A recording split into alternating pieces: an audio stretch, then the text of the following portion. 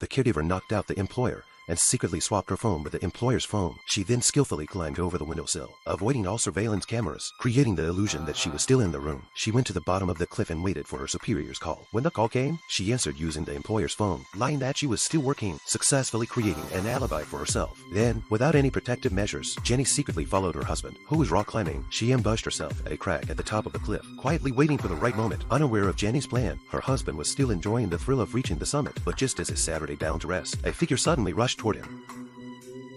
It was supposed to be a perfect grind, but during the scuffle, Jenny was accidentally scratched on the back of her hand by her husband's nails. She had planned to return to her employer's house and deal with the evidence from her husband's nails after work. But unexpectedly, the police received a report and secured the scene first that evening. After the investigation, Sheriff Jack discovered that the victim's possessions were not only expensive, but also engraved with his initials, clearly showing a strong sense of possessiveness and control. The victim's phone screensaver was a photo with a young woman, which Jack thought was his daughter. But when they met, they were shocked to discover that the woman in the photo was actually the victim's wife. Jenny, faced with her husband's unexpected death, Jenny, as his wife, showed no sadness at all. In fact, when she saw her husband's tragic death, she bizarrely laughed, which immediately made Jack suspicious of her. However, what Jack didn't know was that Jenny's strange behavior was deliberately staged to leave clues for him to find. After noticing these abnormalities, Jack quickly launched an investigation into Jenny and found that she had been admitted to the emergency room multiple times. It appeared that her husband had frequently abused her, and her body was covered in both old and new scars. Even her private areas were tattooed with her husband's name.